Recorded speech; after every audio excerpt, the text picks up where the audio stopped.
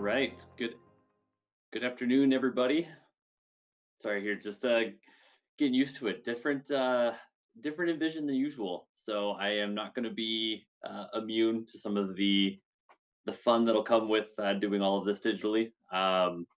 Normally, I would spend the first couple minutes talking about lunch. How good was lunch? And make sure everyone got their desserts and things. But a little bit different circumstances this year, where everyone may have had something different for the first time in a few years for Envision. So um, yeah, I guess we'll get going here. The first couple minutes, I'll just introduce myself, give everyone a few seconds if they needed to step away or come back. But my name is Andrew McKenzie. I'm with Network Center. I am the Interactive Services Advisor with Network Center.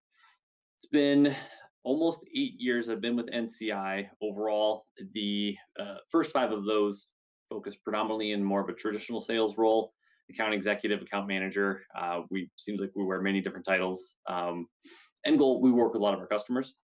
The last few years, so we'll say the last three of the eight, have really seen myself pivot from everything that WorkCenter has to offer, really hone in on the interactive services team.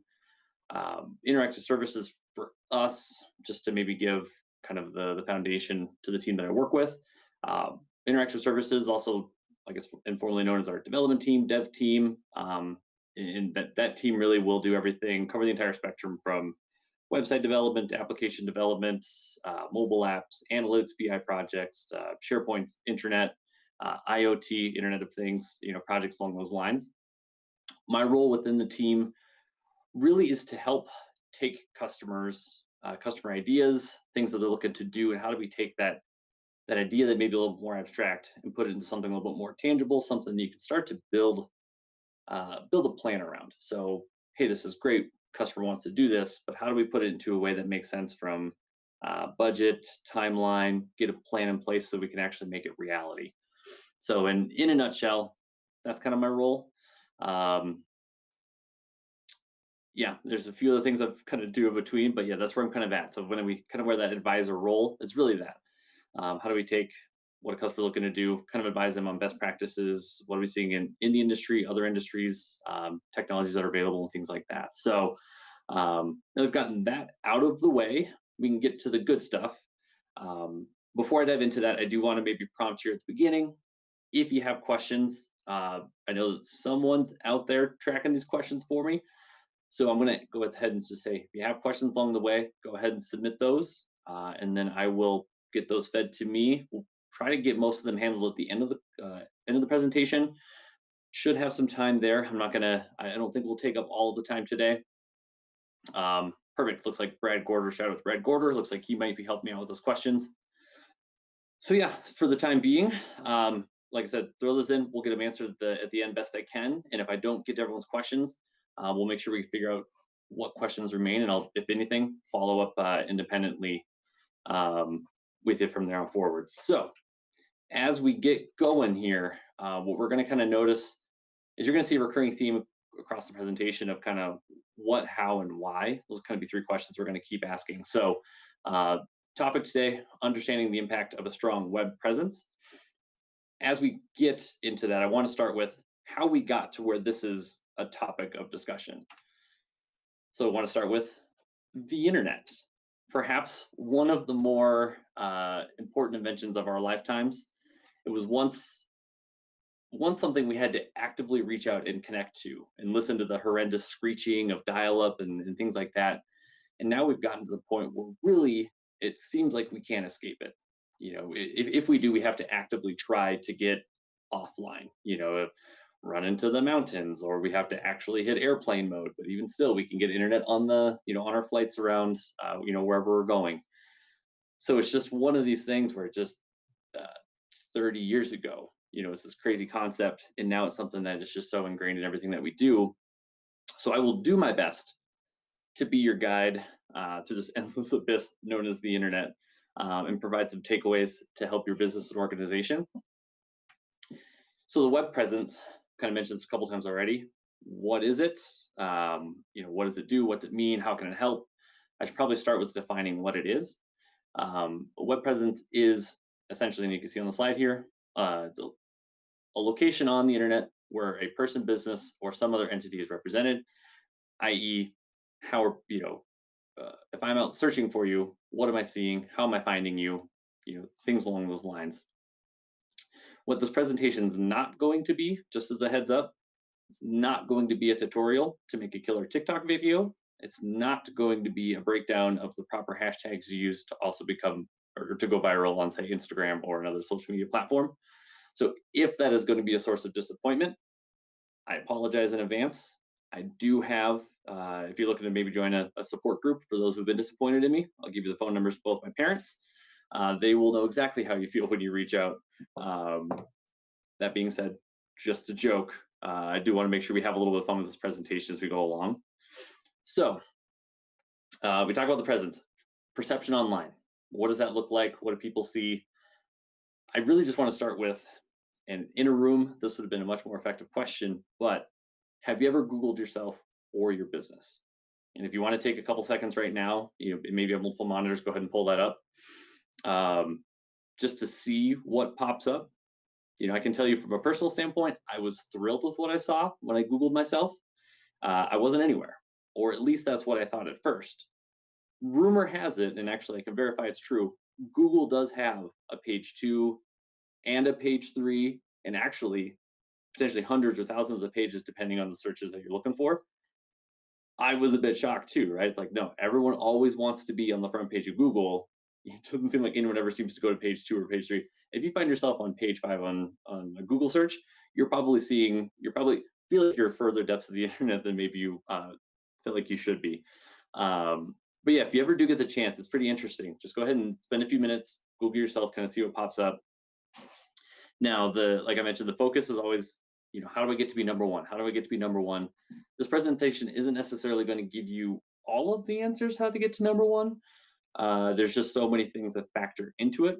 But what I will do, sort of break down the key components that can help put you in a better position, maybe from where you are now, or give you some information on how do you maybe work your way towards being where you'd like to be with your web presence. All right.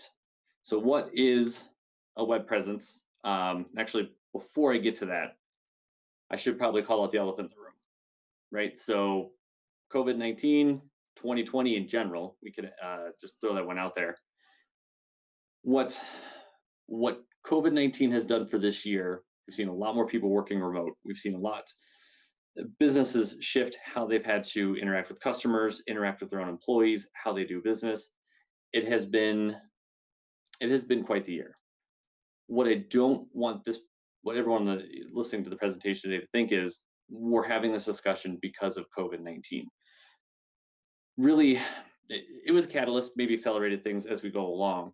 But the topics that we're talking about today, this is the topic we would have been discussing regardless of the pandemic and businesses having to change how they do things. We'll get to that here in a few slides, kind of focused on why this topic is being discussed and why we wanted to put it on the agenda for Envision. I just wanted to clear the air that this has been a hot topic, and you see all sorts of articles and analysts of how does it impacted this and impacted that. Yes, definitely made an impact in 2020 as well. However, I just want to remove that distraction and saying what we're about to talk about is something that would have been talked about regardless. So get past that. So little history lesson here. Not so much, this isn't really a real history lesson, but I also want to set the precedent as we start to talk about web presence. And again, this was going to be discussed no matter what, is I don't want anyone here to be on the wrong side of history. So if we pick on Steve Ballmer, former CEO of Microsoft, you can see him here. The picture seems to fit kind of with, it was either that or wearing a dunce cap. But his quote, there's no chance the iPhone is going to get any significant market share.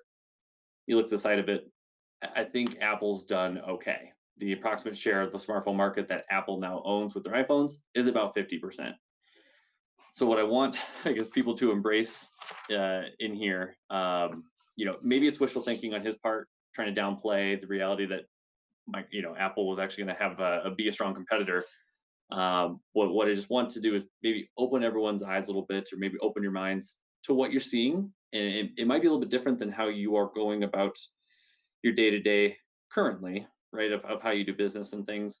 Maybe you've been a bit reluctant to maybe embrace some of what you're about to see, I just want to throw this out there that perhaps consider it. If it's something that maybe is a new idea, something a little bit seems far fetched, just be open to the ideas that you're going to see here today. Um, Digest it. By no means are there going to be any immediate action items that you should absolutely do this, this, and this by the end of the day today. But really ideas as we go through this, just ideas that you should consider and how it might impact business moving forward. So the next few slides, as I get to these, kind of the why it's important, I've hinted already. This is the trend. This is the way things have been going. So I want to spend some time laying the foundation before I break down the individual components of a web presence. So we get here, pretty basic chart. I mean, it gives the information here relatively straightforward. To no surprise, internet usage by folks, at least here in the US over the last 10 years, has gone up pretty significantly. So if we look back to 2008 to where we are in 2018, we've essentially doubled, a little over doubled the usage. Now, again, this is 2018 data. We're in 2020 in the midst of a pandemic. We just find ourselves, I would venture and say, probably upwards of 7 to 8 hours a day. No, speculation, trying to extrapolate kind of from what I see there, add in a couple accelerants. I'm not going to hold myself accountable saying that is indeed fact. But again, you see the trend. The other trend to notice with this, and then also the next slide, is you look at the way in which we are accessing, digital media, via internet, whatever it might be. As you can see here, that other connected devices, that includes things like gaming consoles or tablets, something like that. You can see the desktops, laptops, and then mobile. Well, desktops and laptops has remained relatively steady. And you can see in some ways from like 2014 to 2018, it's actually ticked up a little bit, but really it's the explosion. Here we see the next slide. It's the explosion of mobile traffic. That's something that, so we go through, talk about the web presence, something to always keep in mind of, hey, this is all great and dandy, but we need to know that folks are getting information from us or about us via mobile devices, and that's growing at a rate faster than any other way that we're accessing internet on the accessing information via the internet. So just calling this out there is going to be important, especially when we start talking, websites and social media and things like that. So a couple more key statistics before we move into the different components of web presence is here. So some of these facts, again, just raw numbers, laying the foundation that this is where the world works, lives, finds information. So 4.2 billion internet users worldwide, 40,000 Google searches per second. Do the math on that. That means there'd be approximately 120 million searches just during my presentation. 120 million searches in that time. So again, we kind of joke about like being number one, the Google rankings, things like that. That's why some companies spend lots of money and energy into digital marketing, campaigns, and digital advertising in general, is the sheer volume that Google and the impact that Google has. I mean, back in the day, it used to be Ask Jeeves, or I know Yahoo used to be more of that. The old commercials of, I'm not going to sing jingles. We'll skip that. I just about did. But yeah, it's estimated that 44% of people use computers, 52% use mobile phones, 4% use tablets.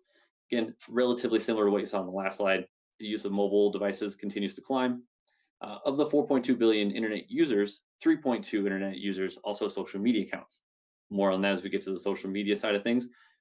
Just like to emphasize the fact that not only are they on the internet, they're also using social media.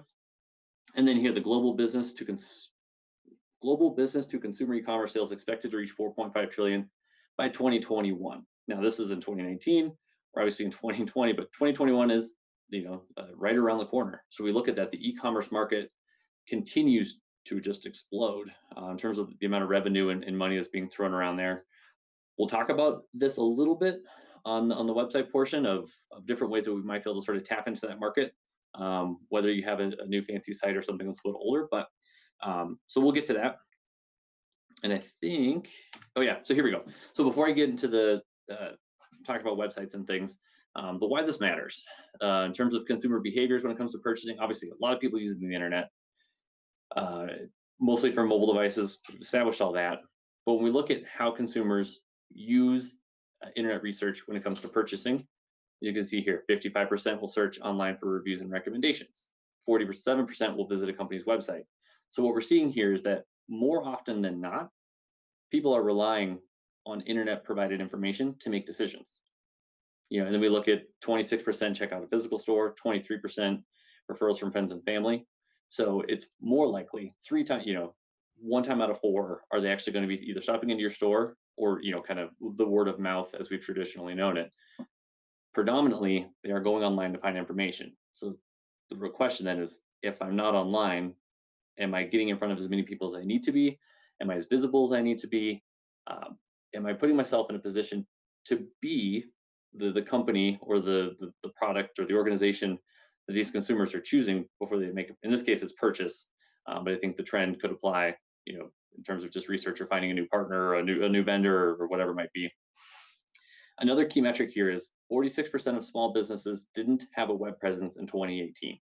That one blew my mind. The fact that nearly half of small businesses had no web presence in 2018. So if you start factoring in how many users are online, how they're accessing the data, all of a sudden we start taking a look. You're not getting nearly the visibility in front of your customers, or new or existing, that I think you probably were expecting yourself to. So as you can see there, simple takeaway, they're already relying on the internet. I think really at this point, the goal is how do we meet them there versus expecting them to adhere to old, we'll say, or traditional approaches to research and consumer behaviors. Okay, so working our way to what makes up a web presence, I want to really break this down. There's five key elements. Whether or not they're labeled exactly as you would see it, I'm sure you can find various sources, various different groupings. End of the day, the makeup of what's here is about the same.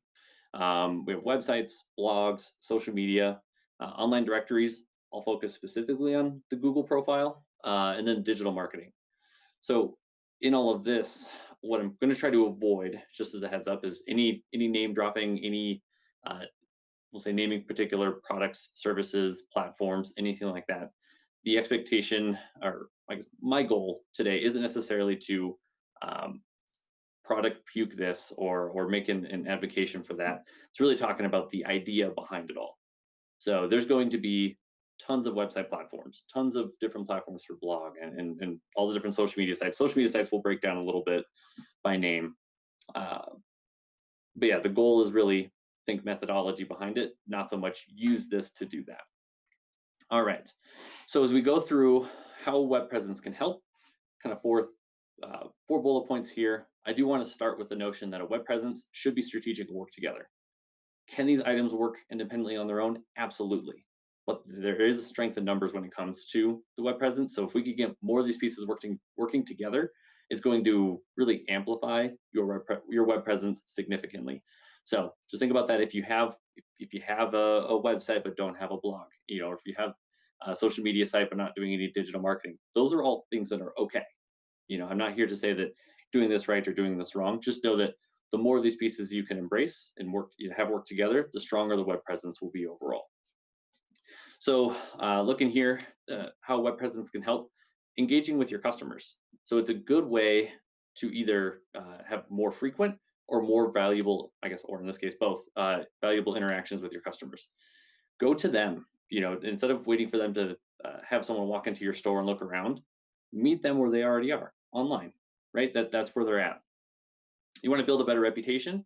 So say you don't have a website, you don't have any social media sites, but you are the best in the area for what you do, whatever that service or product might be.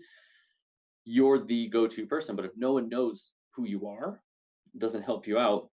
So give yourself a chance to then build that reputation. Or maybe you're a little bit, you have a web presence, but maybe people don't know that you do this or you do that. It's a good chance to use these platforms to then create that perception of, oh wow, I didn't know that they did this, they did that. So something to keep in mind. You can use things like blogs and such to sort of create that expertise that they can turn to you when they have questions, and instead of having to maybe find that resource elsewhere. Distinction between competition. I do have a quick little story about actually Network Center, and I did get approval from our marketing department to go ahead and use it. But years ago, before I started the Network Center, there was a branching out. So there, at one point, then became 2 network centers in the area. And this isn't atypical. I mean, most companies, especially in the upper Midwest, right? There's Nodak this, Red River that. right? So we all deal with customers that have or competition that maybe have similar names.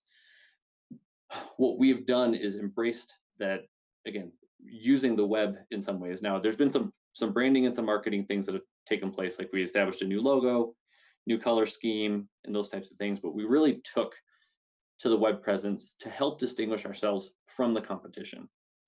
We uh we always get the whole, oh, I think we saw your trucks the other day, and it's like, oh, actually we're the other guys.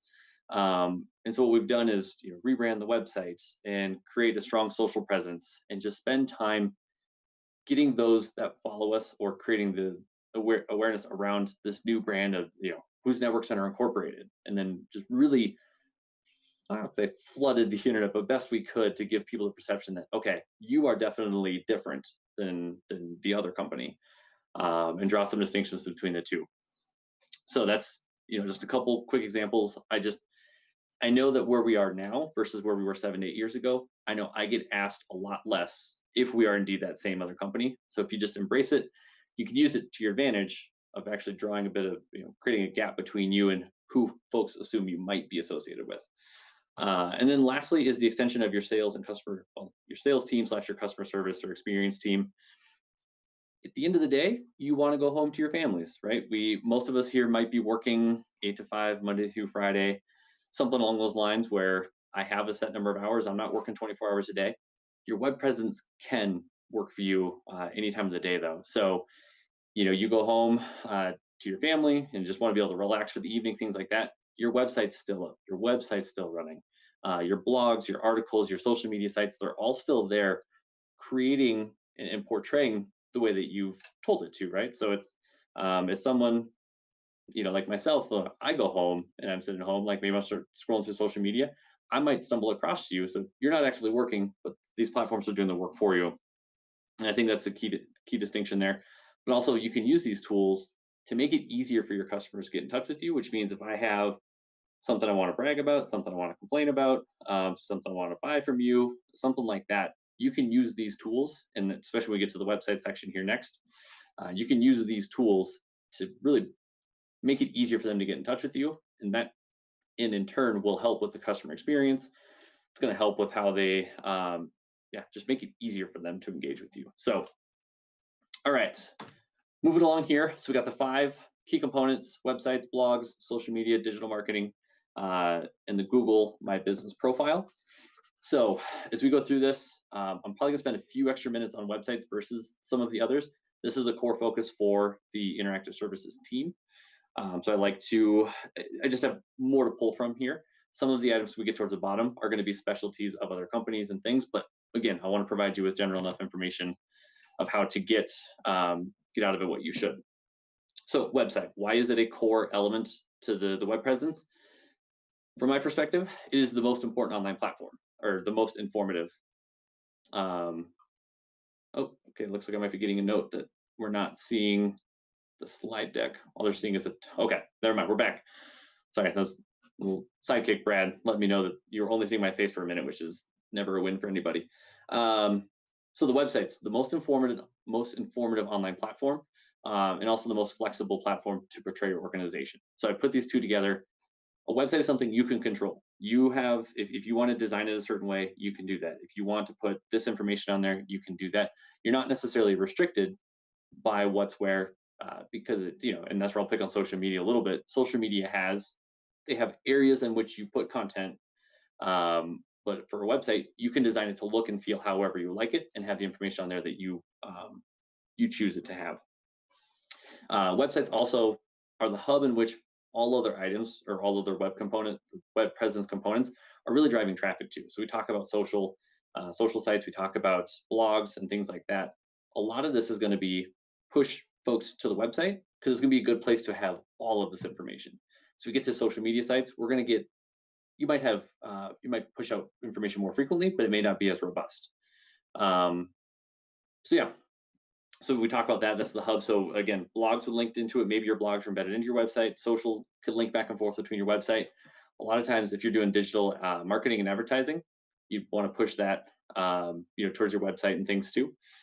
It's also a great place to showcase products and services. Maybe you're not doing that currently. Maybe you are, but it could be a fairly easy way to start throwing that information um, on your website to then, okay, here's some of the things that we do, here's the way in which we do them. And that I think ties into number 5, build credibility. You can put that information here. So whether it's testimonials, whether it's again elaborating on products and services, maybe it's the process. um, you know Again, maybe provide more information or warranty information, whatever it might be. You just put information out here that then gives you the chance to show your customers, new or existing, here's why we are the best at what we do, and here's why you should work with us. Call to action items are another good thing that you can implement within websites. We'll get to some of that here in a second. Call to action items might be a simple web form. Get them to submit information to you so you can see who they are. Maybe get them to subscribe to a newsletter. That's something you could capture within your website, and then all of a sudden you have a bigger customer database that you can work with and information you can send out and things on a regular basis. And last, and again, we'll get to analytics here in a second, but enable Google Analytics. If there's perhaps any one element I'd advocate for today that doesn't cost anything, really enable the Google Analytics on your website so you can at least understand when folks hit your website, what are they doing when they're there? And that may help you make decisions around um, what information you're displaying, how you're displaying it, and things like that. So for here, the most important part, let me get the next slide up, is I wanted to give you some specifics if I could, or at least some examples, something a little bit more than just the generalized information from the last slide. So we have it broken down here, what you might want or need the website to do, and then what you could perhaps do to sort of achieve that. So if you were to say have an outdated website with limited information, say that it's something, if you're reviewing it being like, wow, this is a bit old, it may be as simple as just update the information on that, on those sub pages, things like that. So if you have control of the website and say, you know what, I have a couple employees that haven't been here in a few years. I have a couple products that we haven't sold in a few years. Maybe you have new service lines that that you have to offer, things like that. You can a lot of times, I guess most folks here either have someone or a way to update that information. You don't need to update the website for that. And a lot of what I'm going to hopefully offer is, I'm not saying go out and rebuild your website tomorrow. Could you make a case for most people? Sure, absolutely. There's always something later, the latest and greatest, and things now are probably a little bit better than they were a few years ago. What I'm trying to do is offer up hopefully reasonable solutions to needs you might have now without breaking the bank and forcing you to just rethink how it's all been done. So updating the website could be that maybe the information is not displayed in the proper way. So if you need to perhaps look at developing a new subpage layout, to better organize the information or the data, then go for it. But those are things that should be minor changes within your current setup. Say you want to aim for more engagement with your site visitors. Your site looks okay, it has a lot of the information, but how do I interact with them, get information from them to sort of move things along a little bit quicker? Maybe you add a button or a form to a subpage asking, like a web form, in this case, like a request for a bid for your services, or like a button for a contact us form, something like that. That could be a great way. It doesn't get you everything, right? It's not the full e-commerce platform. It doesn't start to finish. Someone's not paying for a product and they've ordered it, and away you go.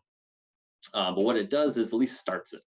And we've seen this a lot, whether it's in like the financial industry, something along those lines, where I don't want to do the full like mortgage application, but I do want someone to perhaps offer up these 10 bits of information to get us started. So then when I reach out to that particular customer, I know who they are, I know what they're looking for. And for, in this case, we're picking on a bank, for how much.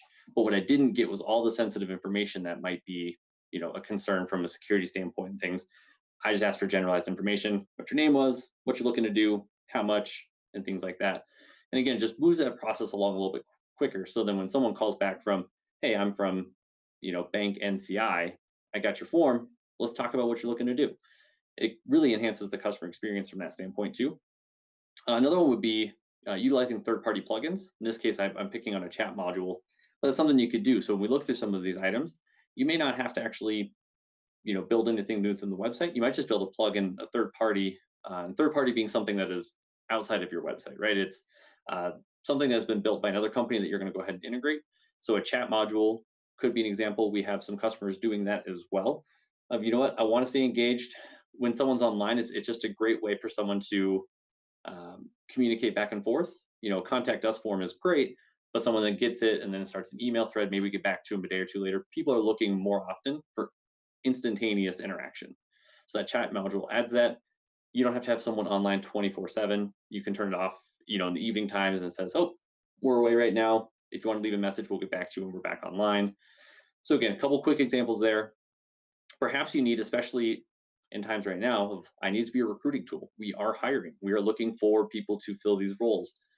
You can use a website, say add job postings, allow for online applications. I can speak from our standpoint. We have seen an uptick in this within most of our website projects as of recently.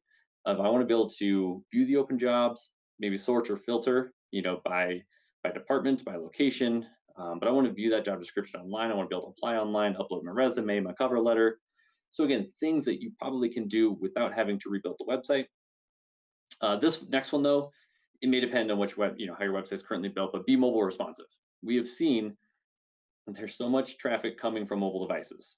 I think it was like 2016, somewhere in there is where we flipped, where internet traffic was coming more from mobile devices than the traditional means, i.e. desktops and laptops. So if your site is mobile responsive or has a mobile site, embrace that, look at it, make sure it looks good from that perspective. If your website is not mobile responsive, this is one of the few times I would say perhaps start exploring what options would be available to get to a site being responsive, if it's a new platform or otherwise. But choosing to not have a good mobile experience via your website is not a good place to be in nowadays, given all the metrics and data and stuff you've seen already. The last few on here. So again, I mentioned I'm going to come back to the revenue e-commerce one in a second. I'm going to go down to build credibility and awareness. Is, again, simple things. Can we put project galleries, photo galleries, show off your work? Maybe you have testimonials, maybe you have blogs. Some web platforms have blog capability built into it. So how do you just put information out there that gives consumers a certain level of confidence that you can do what it is they're looking for? Understanding website traffic and analytics. We look through this. It's free to set up, plug it into your website. But again, nowadays information is power. So get that information. Maybe you don't use it, maybe you will, but get that going on your website. So when the time comes for a rebuild, if the time comes to review that, you actually have data to make decisions. So you can see that 1,000 people, 10,000 people hit my website in the last month, and I can see that once they hit the homepage, here's what they did. You can break that down. I can see that most of them went to this service versus that service, or 75% of the people who hit the website went to the job applications part of my website. So it just gives you information about how the consumers are accessing it and then navigating your website. In that case, so if I know that this is a popular area, this is where people go, maybe perhaps I pull information from an area that I would like to create more visibility with and move that into this area. Maybe overlap a little bit, or just, again, gives you the ability to make decisions based on data, not hunches. Hunches are sometimes right. Data is almost always right. And then the last one here, drive more revenue / the e-commerce component. This is one where e-commerce websites, obviously the 4.5 trillion by 2021, the e-commerce market, right? A lot of money in that. There are things you can do to either enhance your existing website, or perhaps, depending on your industry, your market, your company, your organization, do you just want to embrace the full e-commerce? So full e-commerce being, I have shopping carts and I have products and I'm taking payments and I review all my orders. If I'm a customer and things like that, inventory levels, all of those things, right? That's what we think Amazon, right? That's e-commerce. That is definitely a route you can go. That tends to be a smaller niche for most of us. Most of the companies out there, you know what? I want to be able to maybe drive more revenue via my site, get the sales process started, but I don't necessarily need the full e-commerce platform. And there are ways to go about it. It may seem kind of like we're, clipping a couple things and then hodgepodging and putting all together.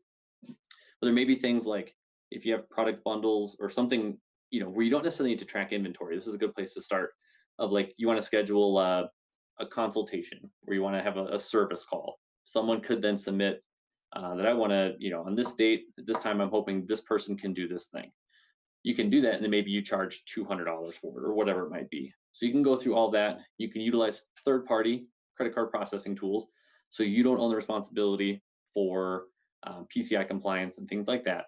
So again, there's ways that we can do this via, a simple web form.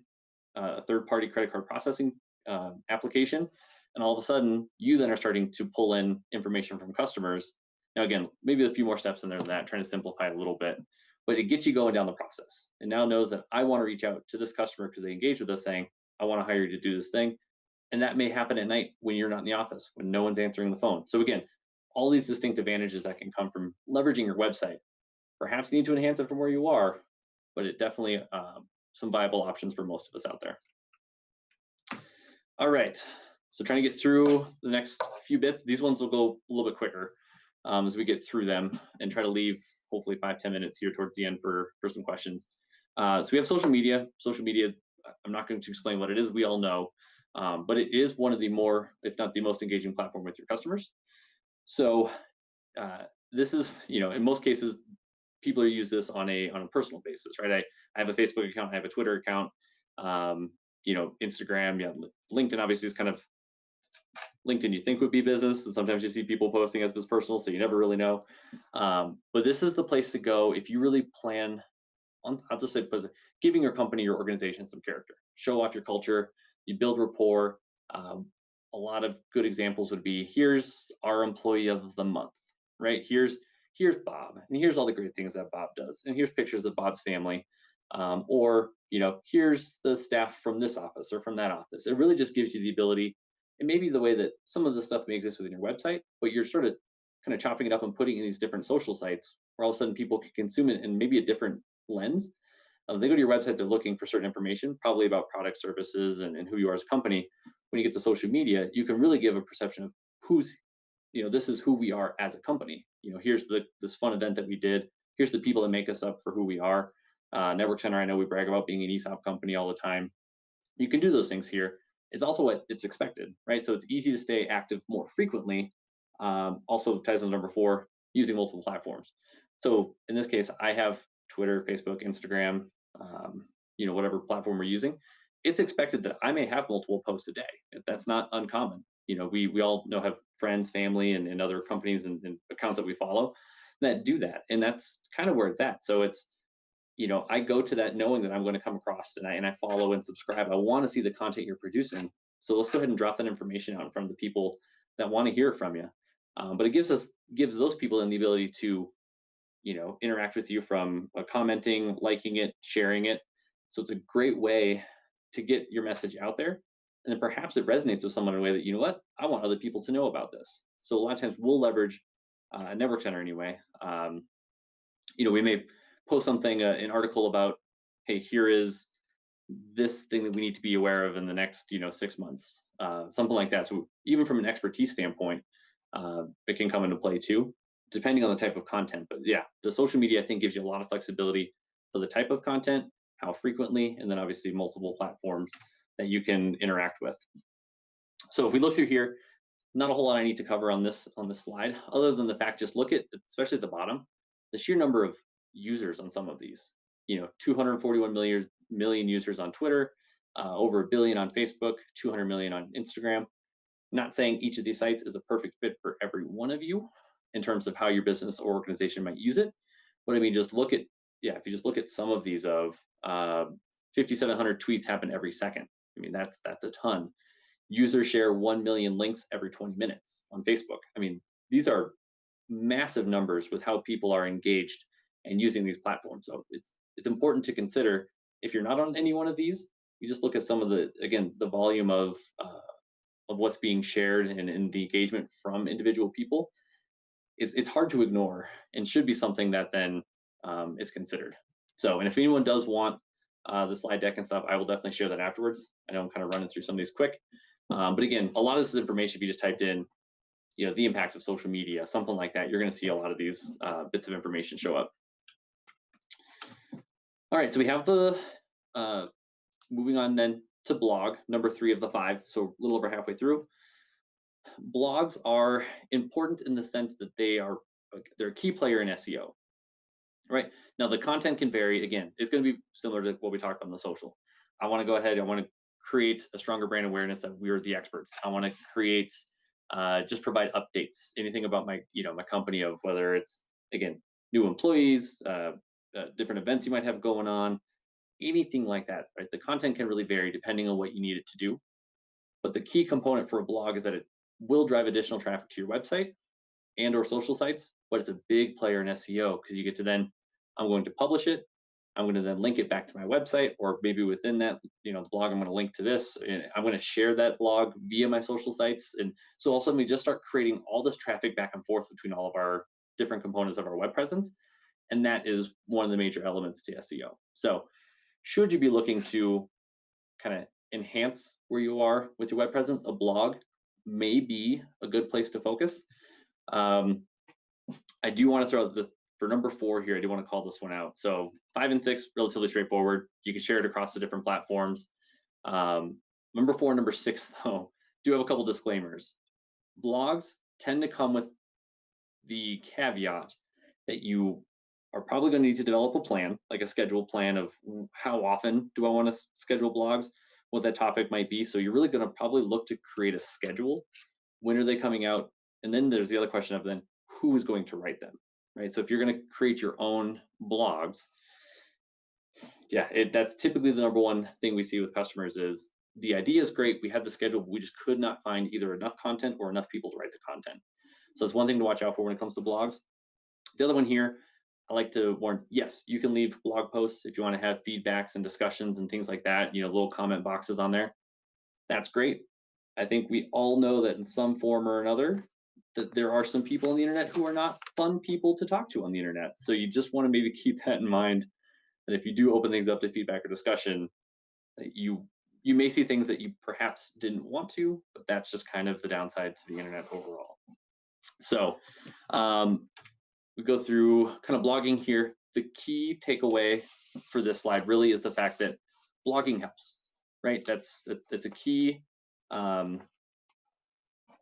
It can be a key element to the web presence. It maybe isn't one that people think of that often, but as you look through some of this, business to business marketers that use blogs receive 67% more leads than those that don't. By 2020, which is now, customers manage 85% of the relationships without talking to a human. So again, and then the only thing that blogging costs you is your time. So you look at some of this, a lot of positive metrics that come with blogs. It just comes down to really, like I said, do we have a plan, and do we have people that can help us implement that plan? Now, again, whether you keep that in-house or if you say ship it out to a trusted partner vendor or something like that, lots of different things you can do, but blogging can be a key component to any web presence strategy. All right, so this one, again, I'm not going to spend a ton of time. Everyone's probably seen this, but Google, this is the one business I mentioned outside of social media that I was going to kind of go by name. Kind of a big deal. You remember the 40,000 searches per second, but Google can be a very strong business partner if used correctly. So Google can do a lot for you. You just have to give it the information to do something with. So if we get to, again, we'll kind of look at this. I'll go through this quick. The next slide, I think, is the more important one. But it's just an extra level of validation of the legitimacy of your company. So if I go to Google, if I can find you on Google, that's a good start, right? That's where I want to be. It also then means people are finding you, which means they're going to get to your website. They're going to find your blog. They're going to find your social sites. So having a presence, especially that interacts with Google, is important. Google also matters because if you would like to sit well in their rankings, you sort of need to play their game.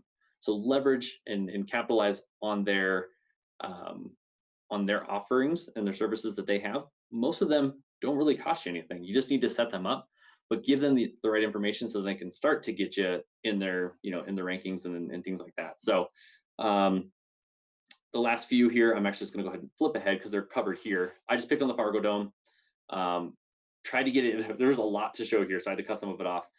But really, you look at this of like, look on the left, I got listings. Yep, I can see the Fargo Dome, fargodome.com. I can also then, if I scroll down, Fargo Dome shows up on Wikipedia. But really on the right is, look, from here I can see images, and this is a lot of us probably use this for restaurants, right? This is probably a common one for restaurants, other businesses. But if we look at this, we have images, we have Google Maps, we got a link right here. If I want directions, if I want to call, websites, I got reviews, I got general information, what the address is, hours you're open.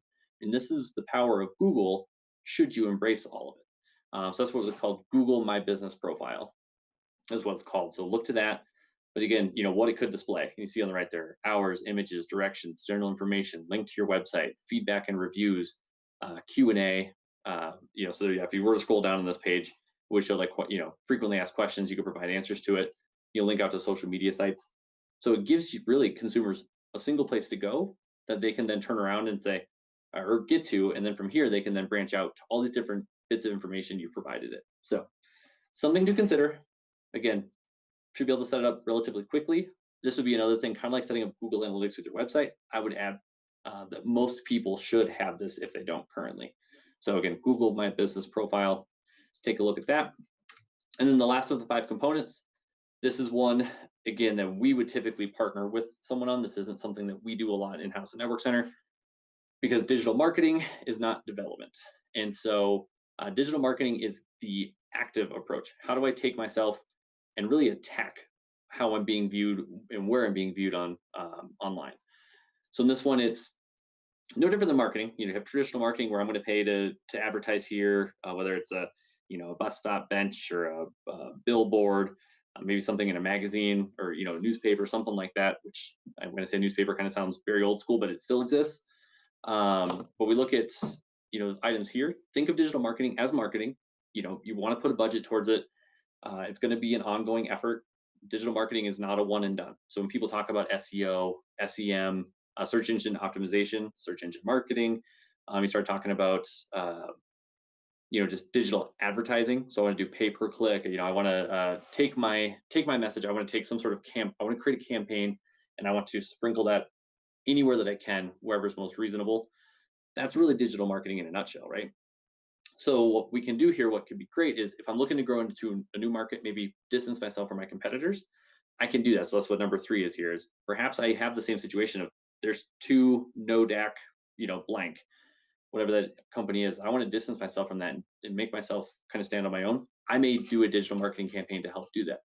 I have a new product or a new service. I want to get increase visibility around it. I may put a digital marketing campaign together to do that. Now, I'm not going to advocate that you should spend your money here or there in terms of where. You definitely want to rely on a digital marketer for that, whether it's a company or an individual person. But again, think of it as the same marketing strategy. There's all these different components out there that I can advertise on. The digital marketing gives you a distinct advantage though, and I can start to really understand with analytics and some of the data, is my money being well spent there, yay or nay? What's my ROI? I spent this, how many people saw it? How many people converted that view into an action item? Now all of a sudden I can start qualifying dollars to my leads. So really the ROI starts to come into play. So digital marketing gives you a little bit more insight. I'd say quite a bit more insight in terms of how valuable it is versus traditional marketing, because it's, we're guessing that 10,000 people a day drive by that billboard. It's not as easy to track that into success as it would be so many, 10,000 people clicked this advertisement online and that turned into X amount of leads, which turned into dollars and revenue and profit. So we kind of go through that. Again, here, the next slide being, these are all the different things you might be able to do, elements of a digital marketing. Again, I mentioned SEO and SEM, and you definitely want to leverage your social media for it. What's my content looking like? Am I doing video? Am I doing just content and images? So again, a lot of different pieces move into this. We typically would then we partner up with digital marketing companies that help us with that. But you may have someone in-house who can help you with it. But again, we draw the distinction, and I think we like to create the door for our customers too, to know that development and marketing are not the same. So that's why we like to kind of stay in our lane, but then definitely advocate that this is still important. Let's just find you the right people to help you with it. And then lastly, and I know I'm running right up against time, is what to do next. We have all this information, all these different components and foundational information. Why does it matter? I want to leave you with a few bullet points here to maybe think about as you kind of go about your day, is what to do next. So this is great, all what information, I don't know where to start. I start with a question: is there value or opportunity for you to utilize or grow your web presence? Just, the trick, it's a trick question. The answer is yes. There's definitely more that you probably can be doing.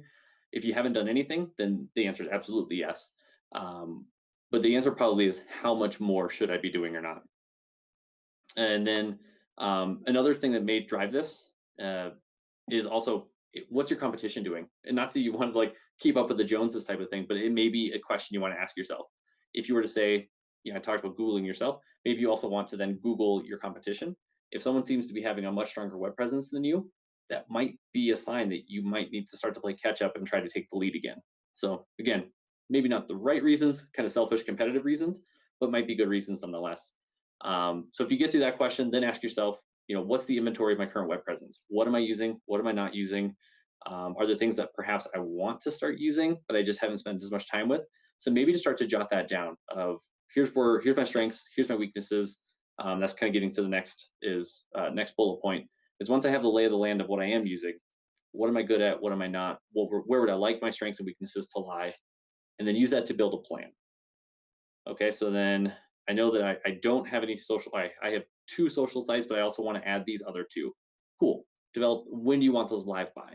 What type of messaging, how would you want to use those? How frequently? I mean, try to get pretty granular if you can. Really build it out. So, and I'm big on, if you're going to set goals then are just a series of metrics of I can, or here's my objective, and then here's my goal. My goal is composed of these different metrics to track that. This is no different. Just kind of go step by step by step. And then the last one being, once I have my plan in place, have it all laid out, here's what I want to do over the next 6 to 12 to 18 months. Is do I have the skills and resources internally to do that, to implement this plan, or do I need help from an outside source? If it's internally, great. Turn that marketing person loose and say, hey, here's what we want to do. If not, find someone who can help you. It doesn't always have to be a company. It could be someone who perhaps freelances, things like that. But definitely know that there are plenty of people out there that can help with any of these 5 elements or these 5 components of a web presence to get you where you're looking to go. Just happens to be you sort of need to lay the foundation of where it is to go, and that person will help you along the way. And if you truly don't know, just start asking questions and you'll find yourself in front of the right people to get going. So that's what I have. I know the last 10 minutes or so went pretty quick, but looks like from Brad, there might be a few questions out there.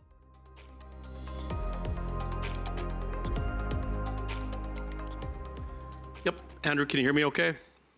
Sure can. Your online presence is having a great debate over your tie. And the debate is it a clip-on tie? Or is that the same knot your dad tied for you many, many years ago that you pull over your head and leave on your bedpost? It is not. It is a very basic, I'm pretty sure it's like a half Windsor or something, but it is real, and I tied it myself. That's a legit question. I will not take credit for the sophistication of the knot. I went with the easiest one I could find for the time being. So, good question though. This is a good question. Do you recommend moving a legacy website to a more modern turnkey CMS, Squarespace or Wix, a la something like that, to make updating content more user-friendly? The second part of the question is, actually, I'll let you answer the first one first, I think. Sure. The quick answer to that is, if budget allows, yes, I definitely would. Several reasons being stronger likelihood that the platform is going to be better from a mobile perspective. It's also going to more than likely give you more, we'll say, autonomy with that website. A lot of the discussions we have with customers is, my old legacy website, it's okay, but the biggest struggle we have is it's so hard to update content. What could we do about it? And these newer platforms, any of the ones that you listed, and there's a bunch of others that are out there, can make your life so much easier. And a lot of times customers can own way more of the website in terms of what they can change and update and move around and the freedoms that come with it than they would on their legacy. So yes, if budget allows, if you have it, do it. Excellent. 2 questions here bundled in the security topic. Part B of the first one, any security data risks with using a third party instead of keeping it in-house? And then the other security question is, do we manage website security for companies? Meaning, do we use tools against vulnerabilities in a website is how I interpret the question. Sure, yep. So third-party security, if you're choosing good, we'll say legitimate third-party applications, most of the time we actually recommend that. So if we were looking to implement, let's say, credit card processing, we will more often than not actually advocate for using a third party, as that third party will own the responsibility. In this case, I mentioned like PCI compliance. So if I don't want, I'm just a I'm a landscaping company, or I'm a relatively smaller business. I don't have the funds or people available to make sure that I'm making sure that my website is 100% locked down for any sensitive consumer information I may, capture. If you were to do that, so again, credit card information, if you're using authorized.net or PayPal or Stripe, or I mean any of these well-known ones, you can then implement that. It's quicker, so you get the full feature suite of what comes with their services, and two, then you get the security, and really they own the liability that comes with making sure that their platform, because they're the ones capturing the information and keeping it. So the really responsibility is on them to make sure that you stay compliant. And then, Brad, remind me of the other question again. The second half of that. Yeah, it was, do we evaluate web vulnerabilities for customers that we either host for, which is another question that's forthcoming, or Yep. customers who have websites hosted elsewhere? Do we help them with security evaluations is how I interpret the question, Andrew. Vulnerabilities. Yep, perfect. Yeah, that sounds great. So yes, from our standpoint, if you're hosting with Network Center, we own that responsibility, both on the website platform and at the server environment, of making sure that there are tools in place to find the threats, identify the threats, mitigate the threats, then also just resolve anything that may pop up. We leverage, just so people are aware, Amazon Web Services. So again, a globally used product. And then we have tools that run in addition to that. So when we kind of talk about the server environment itself, it's got a layer. And then again, most modern day content management systems will also have a series of security protocols and things that will be issued, security patches, updates, and things like that as well. The legacy websites typically they're sort of just, they exist. The new CMS systems, more often than not, will have continual upgrades and things to keep security top notch. Great, thank you. So the question's already been answered, I believe, but maybe I'll extend it a little. The question is simply, do you do web hosting? The answer is yes, you just answered it. Is there a quick down and dirty you can give us for what it costs per month, or is it size of website? How is that calculated, if you will, and how is it billed? Sure, yep, so yes, I get it. The simple answer would be a standard website hosting agreement, and we can provide all these details later. So if you have that information, we can reach out to you. But we started typically $30 a month is the standard, and then it goes up from there. I won't necessarily lock us into, there's this tier, this tier, this tier. We're working on that to kind of get that a little bit more organized. But for the time being, it really just comes down to what are the needs that you have of your hosting environment. Do you need a dedicated server? Do you need additional security components in here? Do we want high availability? So we could do something as basic as kind of our standard agreement, or we could do something as robust of like, I want to make sure that my uptime is 99.999%. So you can define those things. So then we say, okay, then we need to make sure that this site at any given time is running on 2 or 3 different data centers, has high availability. We got multiple copies of it.